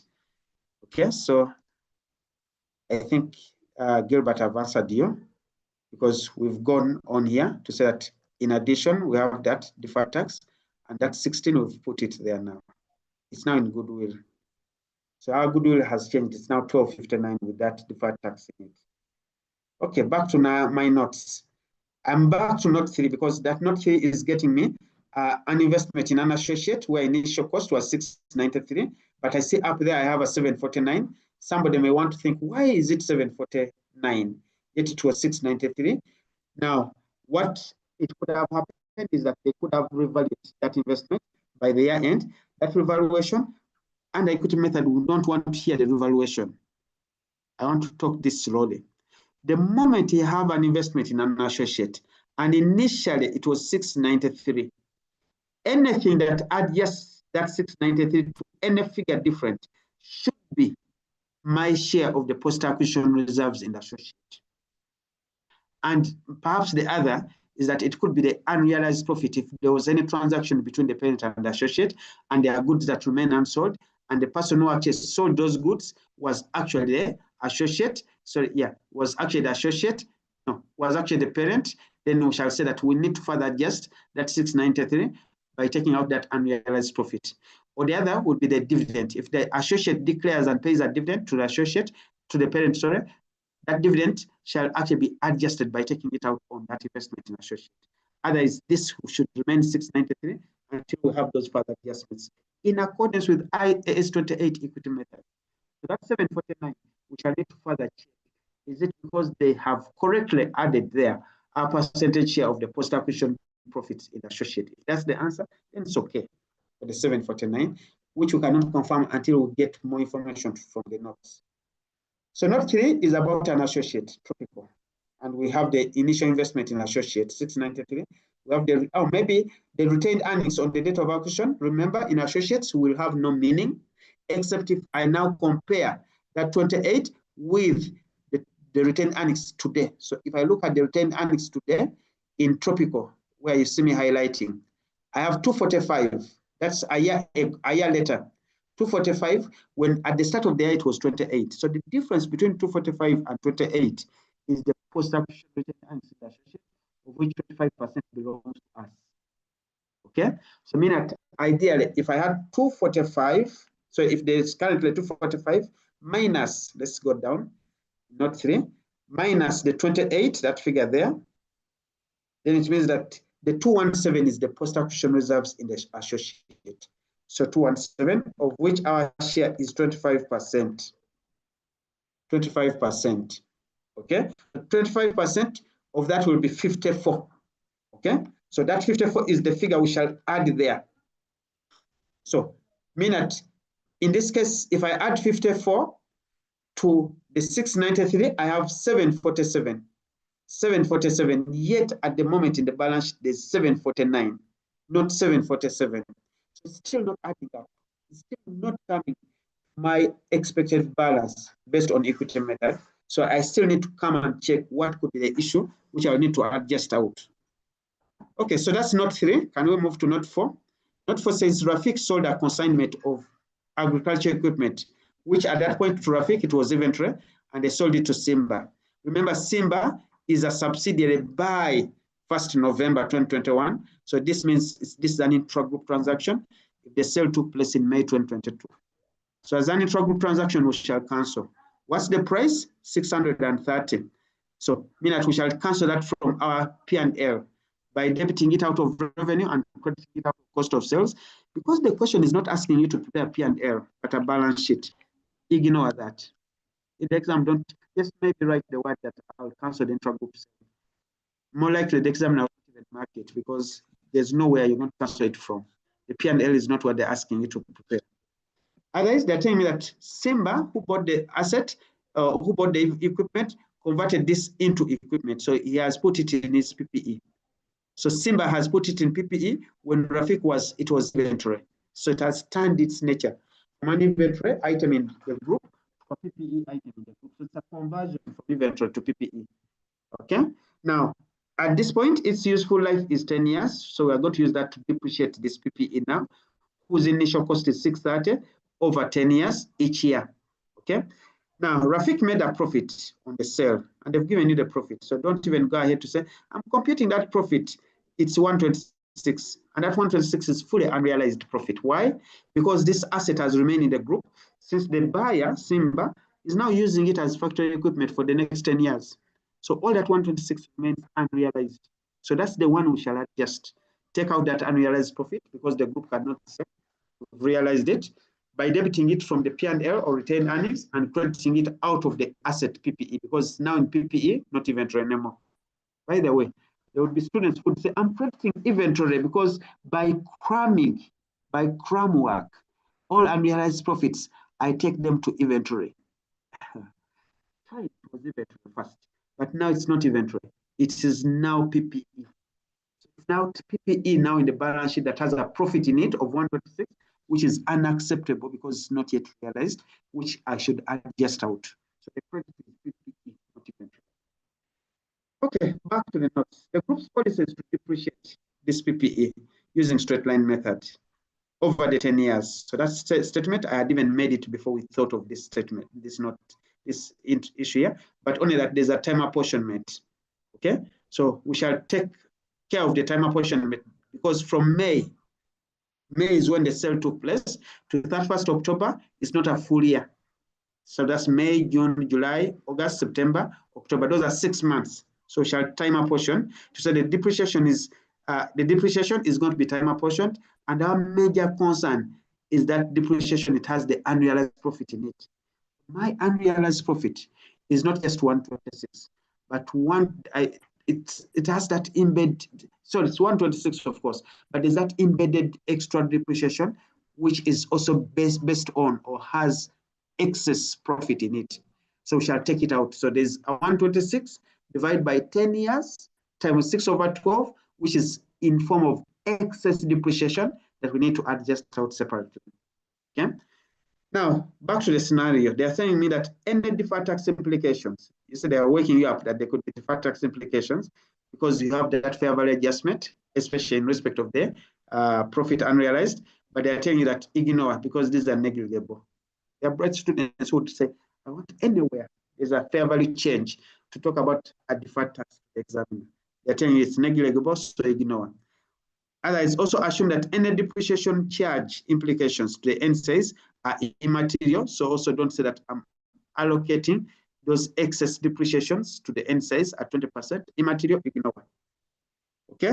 So that's note 4. Is that the note, if I go back to the requirement, which is asking me to give a brief explanation? Yes, a brief explanation on the sale of the agricultural equipment to Simba, and including the profit or loss and excess depreciation implications. Yes, it is. So that is the one that I will actually go. Let me go and give that brief explanation so that I don't lose track of it. Okay, so let me use my Word document.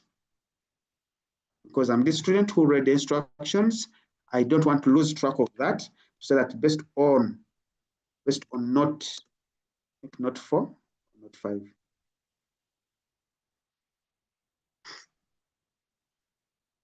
Note 4. Okay. So I'm looking at this from the note 4 perspective. I'm giving a brief explanation on the impact, accounting impact, the sale of an equipment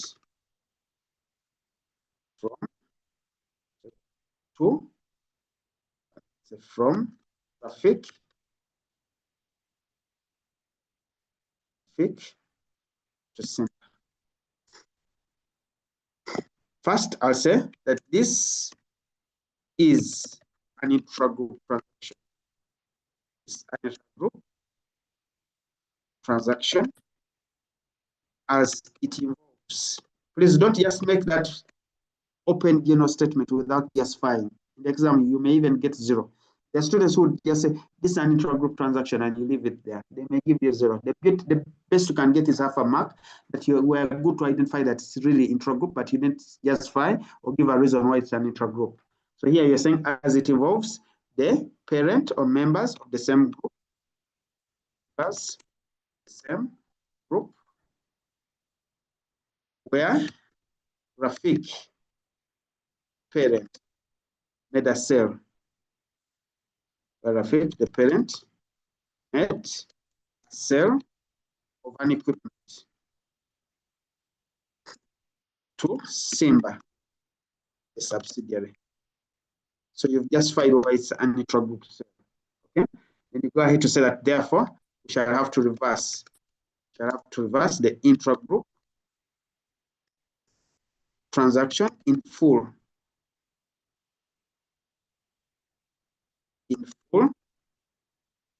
In the group accounts. Please make mention that this reversal is in the consolidated accounts, consolidation accounts, not in the accounts. Okay, and that is specifically within the figure called revenue and figure called, in this case, it will be actually PPE, but let's say right from the cost of sales, because the spirit will say it has done a cost of sale, which will be in the P and L. The group P and L. Okay. Then you'll also say that in addition, the unrealized profit. In addition, we shall have to provide the unrealized profit. Okay. This case of 126 million. Okay, 126 million on the basis that the equipment was converted into PPE by Simba, which implies or which means the equipment remained unsold at the reporting date. Remained unsold. So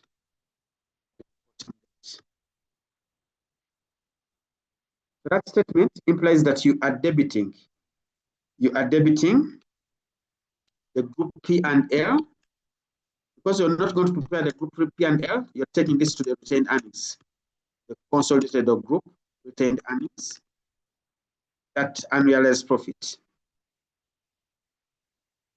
Okay, so that is 126 million, while the credit, you are taking it to the equipment itself, so the PPE. The PPE has that profit element. So we're adjusting out the profit element or reversing out, adjust or reverse profit element in the PPE, because that's why it's now seated. Reverse out profit element, that PPE by 126. Telling the examiner that, then you continue to say that again, there's that excess depreciation, which is related to that unrealized profit, which we also need to adjust. So we shall also need to adjust. Okay, excess depreciation. Okay, on this equipment, which is related to that unrealized profit. Unrealized profit, and this year you need to have it first computed. So you need to compute that amount. So the examiner is giving him marks for the computation. So you think that which is going to be computed as the 126 million francs divided by the 10 years. And I'll give a timer portion. From May to June, I'll say times 6 over 12 months. 6 over 12 months, because the concept is that a timer portion, straight line, but timer portion. So this is time apportioned from May to October. Okay, so me as my computation here on my calculator, I'll have 126 divided by 10, then times 6 over 12. I have 6.3, full figures is 6 million. So I have 6 million. Now that I've computed, I will go ahead to recognize. So this is going to be recognized in the, again, remember that this recognition is only in the group accounts. Don't say that I'm recognizing this in the accounts of any company. I'll recognize this by debiting this in the group P&L. Remember that I don't have a P&L to prepare, so I'll take it to the retained earnings. Say in the retained earnings. Okay, and that will be by 6 million. While the credit shall go to the, no, by the, this is the other way around. So this is the credit. Why? Because they excessively depreciated. So I'll credit the group P&L, take it back, while the debit is to take it to the asset. So that asset had been over reduced by depreciation because they used a figure which is bigger than the normal figure. Yeah, so I want to take this off. So I put my debit up here, so debit, PPE. In other words, I'm adding back. So add back that excessively reduced, that excessive, let's say excessive depreciation charge. They excessively depreciated because there was a profit in the figure they depreciated. So I'm adding it back by the amount which is 6 million, by 6 million. When I do that, and this is where I'm introducing the third thing, which I need you to pick, especially when we're consolidating. In consolidation, you don't only compute. In certain cases, you not only compute and recognize, you will also be needed to allocate to the non-controlling interest. So meaning that the third thing I'll do is that I'll tell the examiner, since Simba is a subsidiary where there is where we have 80%, then I'll also allocate this adjustment to the non-controlling interest. So allocated as well, controlling interest 20%. So 20% of that 6 million I'll also allocate it to the non-controlling interest. The examiner wanted this brief explanation. And in there, if I go back to see that specific note down there, it says, brief explanation of the treatment of the sale of the agricultural equipment by Rafik, including the profit or loss. You see, that profit or loss is that profit of 126, we've dealt with it. And the excess depreciation implications, we've dealt with that. We've dealt with that. So to the examiner, I'll tell the examiner I'm comfortable. I'm leaving this question, having done some narrative. In the process of the narrative, I've also dealt with the extra depreciation as he wanted me to do that, and also the excess So the extra, so the profit, the unrealized profit, and the excess depreciation. I've dealt with it. Okay, so at this point, you're going to start hearing three things from me: compute, recognize, and allocate. And the examiner has a tick for each of them: computed, yes; recognized, allocated to the non-control interest. So you'll see me allocating it in the one called non-control interest. Here, you could even tell the examiner 20% of 6 million. Okay. Somebody has a long comment here. Let me read it.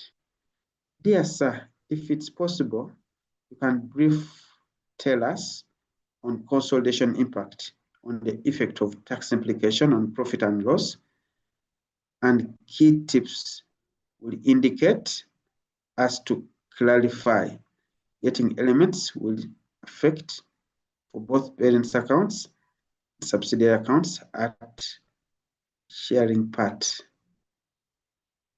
Okay, to parent share and other to NCI. Or those elements will remain affected only to the parent or subsidiary and will not in the share with. Okay, I've not picked the right issue that Gilbert is raising, but I want to make sense of it. I think he's telling me, which is these three things that I need. There are cases where I need to say we are allocating to the non-control interest, while the parent is the one retaining the 80%. In this case, maybe this is what it will mean. It means that just when you have credited that figure, all of it 6, you'll see me allocating or taking out 20% and taking it instead to the NCIs later. So that 20%, I don't know whether that's what Gilbert is talking about, but so 6 million. So 20% of 6 million is going to be something like 1.2 or 1M, because we are taking to the full amount. So you'll see this figure, which I will now be debiting the NCI account. So I'll debit it in the NCI account within the equity and in the P&L. But here, because we don't have a P&L, I'll take it in the group equity. I hope, Gilbert, I've been able to get what you're trying to raise. I want to think that these are the things I'm doing here. That the parent is taking 5 million of the 6 million, while 1 million is going to be given to the non-control interest on the basis of the parent taking 80% of the 6 million, and the NCIs are taking the 1%, so 20%, which you will see me giving to the NCIs as 1 million of that 6 million. Okay, fine. So I think we're reading notes and we came across that requirement.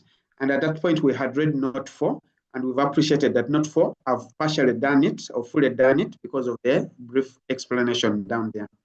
Now back to our notes, note 5.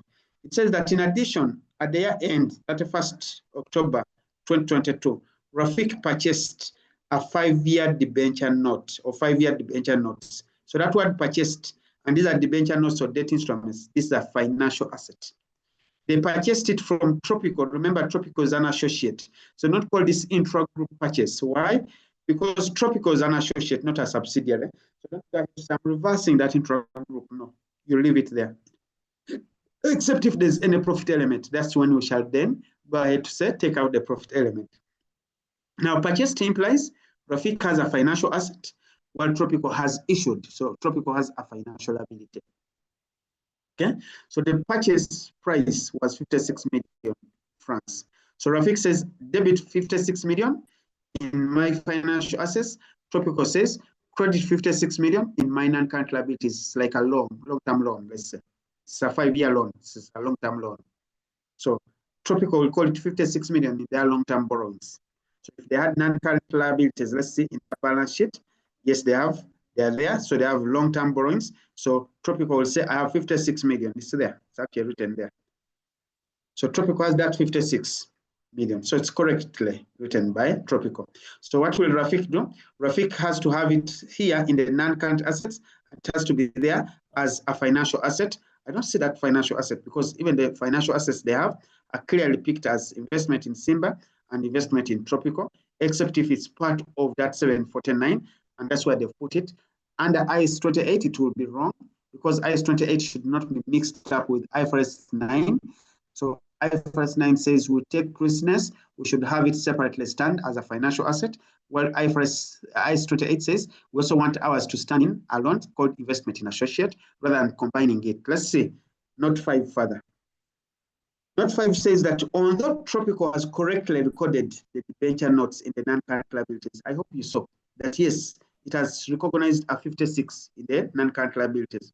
Rafik has incorrectly presented the purchased debenture notes in the line called investment in Tropical under the non-current assets. Now that is explaining the figure difference, because if in Note 3, Rafik purchased the 25% shares at 693, yet in the balance sheet, we see that that investment is 749.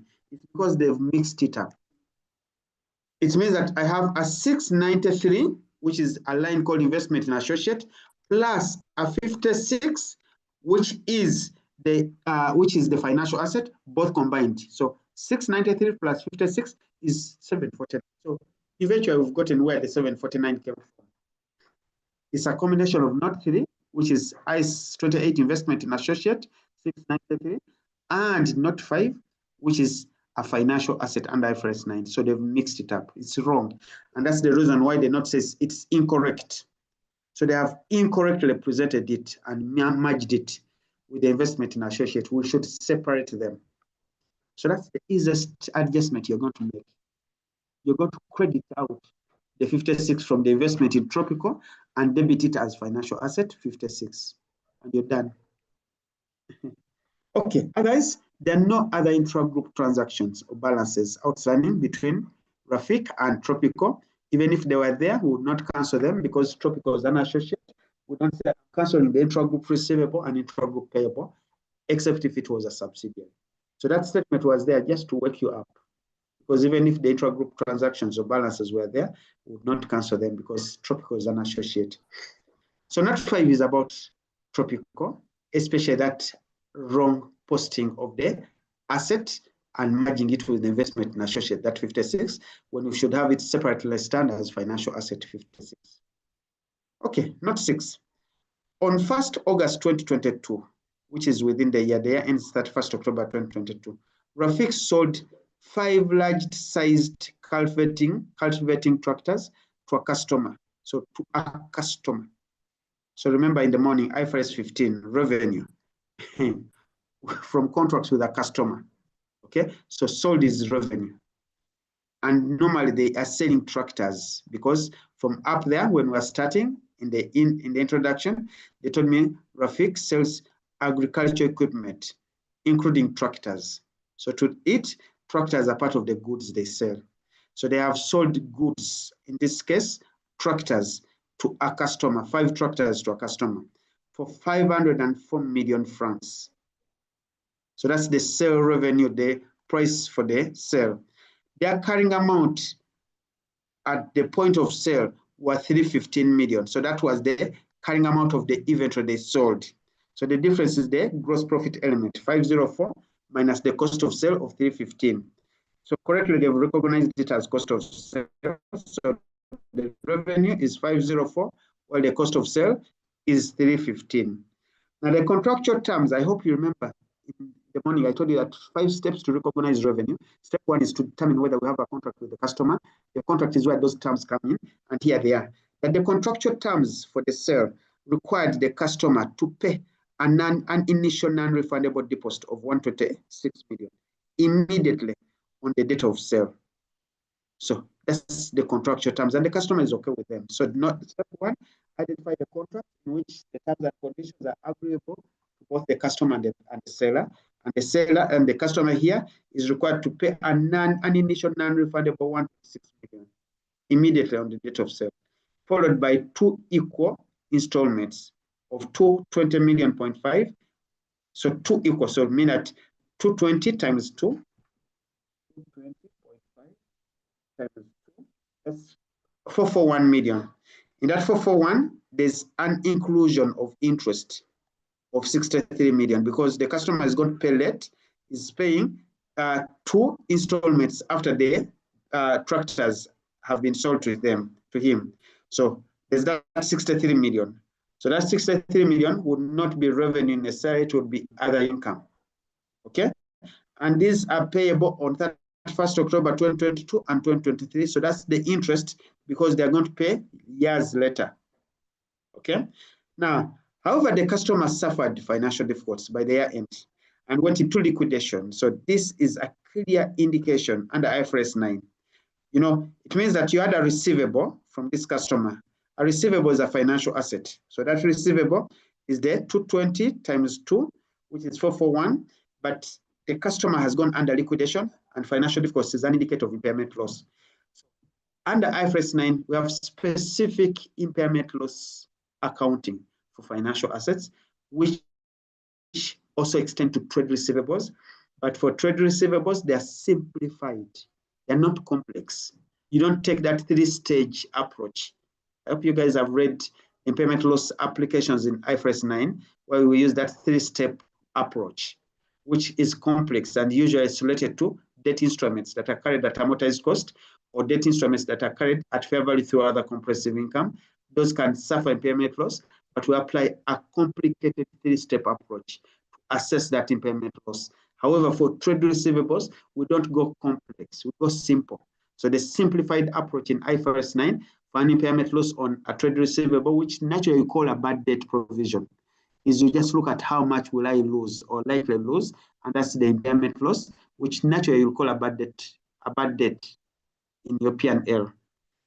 So the customer is in financial problems. He is not able to pay. So he has been even declared bankrupt because he has gone into liquidation from 10th November 2022, which is 10 days after the year end. But that going into liquidation was as a result of financial difficulties, which happened within the year. So this is going to be an adjusting event.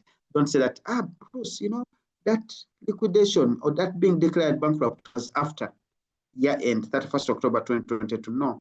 He was already suffering the financial difficulties by the year end. That statement is there. So by the year end, he was already in problems. So mean that any bad debt or impairment of the trade receivable should be adjusted on the financial statements immediately. Okay, so there's no expected payment. So it's all going to be impaired. So all the receivable is going to be a bad debt. Otherwise, the initial deposit, which was 126 million, had been received by August within the year, but the first installment was not even received, so both two installments were never received. Okay, so the terms of the contract required Rafik to maintain legal ownership of the tractors. So the tractors, they had not been changed. Their name of owner was still Rafik. They had not gone to the customer because the first installment had not yet been paid. So the name or the ownership of the tractors is still with Rafik, including even the fact that they're still physically with Rafik. So, mean that in our case, it means if you remember what we did in the morning, we said that for you to say I have revenue, then you must have transferred control over that good to the customer. You still have the control because it's even physically in your premises. Legally, it's even still under your title name. So, mean that even revenue should not have been recognized by then. So, but they had treated it as sale. So they had treated it as sales revenue in the financial statement. So students with me in the morning would be very smart to say, oh, now it was wrong to call it revenue.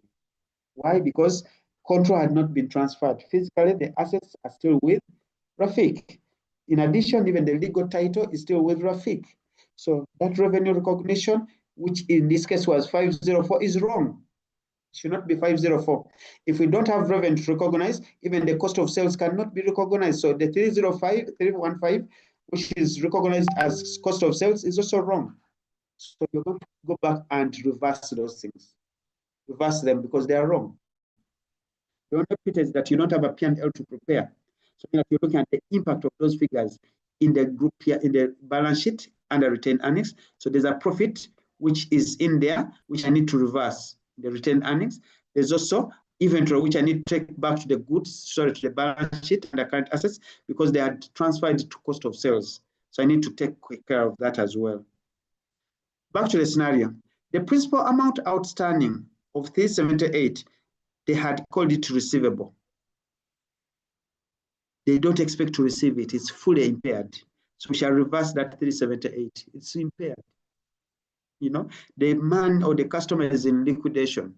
he is suffering financial difficulties. We don't expect any receivable to be recovered. So 378, I'll reverse it on those grounds. In that I'll debit it as a bad debt expense in the retained earnings and credit it out of the receivables. Otherwise, by good luck, the interest had not yet been recognized.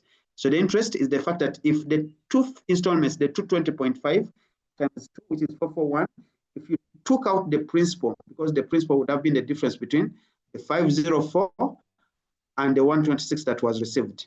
Let's just say that 504 minus 126, that is 378, and that's the figure they're talking about here. That 378 is what they have recognized as receivable. So they've kept it receivable with that 378, and that's the one we're going to reverse. By good luck, they had not put in the 63 then.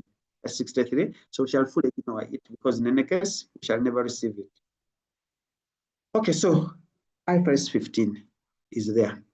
IFRS 9 is there. So that note has IFRS 15 for the revenue, it has IFRS 9 for that receivable which is impaired. So it's quite, and also IS2, the inventory has to be reinstalled in the balance sheet. So it's a one note, but having quite a couple of IFRSs. Okay, note 7. Rafik operates a defined benefit pension plan. Yesterday's topic, those who were with me yesterday. For its employees, the present value of the future obligations and the fair value of the plan assets at the start of the year, 1st November 2021. They've given us the present value or the opening balance of the pension obligation and the opening balance of the plan assets or pension assets. One is 693, those are the pension obligations, and 945, those are the pension assets. Do you realize the pension asset figure, 945, is bigger than the pension obligation figure? So we have a net pension asset. That's why the asset ceiling will come through. Those who were asking for it yesterday, the asset ceiling is going to come in here. So respectively with any adjustments to the opening balances included in the suspense account. So remember that yesterday we said that the only adjustment we shall put on the opening balance is a past service cost. Past service cost. It's dated started the year. In terms of the net pension, it's an adjustment. Therefore, when you're computing that interest or net interest, you are computing net interest based on the discount rate at the start of the year and also the adjusted opening balance. Okay, so yesterday people were asking, Bruce, let's do that past service cost or let's do the asset issue. We're going to see it here. Now, during the year ended 31st October 2022, okay, the following movement, yesterday I kept calling it movement or changes in the pension scheme. Remember, we had 7 in total. Those of you who were with me, 7 changes in total that move you from the opening balance to the closing balance. In the exam, 4 of those 7 must always come when the question has detailed analysis of a defined benefit pension scheme. 4 must always come. One is current service cost, another one is the net interest cost, the other one is contributions paid to the scheme, the 4th is the remeasurement adjustment. I know my students put them somewhere yesterday in on a piece of paper or in a book, and they want to see them again. You saw them in the question we did yesterday, those 4, and want to see those 4 here again. Otherwise, the other 3 may come or may not come. It's not a must that the past service cost must come. It may come. It's not a must that the benefits paid to those former employees must come. It may come, it may not come. It's not even a must that this adjustment due to the asset ceiling must come. It can only come when we have a net pension asset. I hope you remember those things yesterday. Okay, so this is our change, or these are the things that happened, the movement or the changes in the year. One was the contributions received in the pension plan. Contributions received. Those are the contributions paid. Yesterday we said that that must always be put there, must be examined. Contributions received is what we call contributions paid. They must be received or paid, you see. Past tense, not, they're on a cash basis, not accrual. So 441, I hope you guys remember what you did, the double entry for 4141 yesterday. We said that we shall debit that in the pension assets account and put cash, okay? Then the benefits paid, it's not a must that they should always be in the exam, but they have again come, like you saw the question yesterday. So benefits paid to the former employees who are 630. I hope you remember yesterday the accounting entry, debit them out of the pension obligation and put them out of the pension assets. Okay. Then the present value of the pensions incurred in the year, the current, you see, they even putting it in the bracket. This must always be there, the current service cost. 252. Debit it in the P&L, it's a P&L expense, credit it on the pension obligations. Then the present value of the pension obligations at the end of the year, that's the market value at the end of the year of the pension obligations is 731. Meaning that whatever we do, we should adjust it eventually to 731 with a remeasurement adjustment, which must always be done. Remember, two things you do: you need to compute it and you need to recognize that remeasurement adjustment. Also, the fair value of the plan assets at the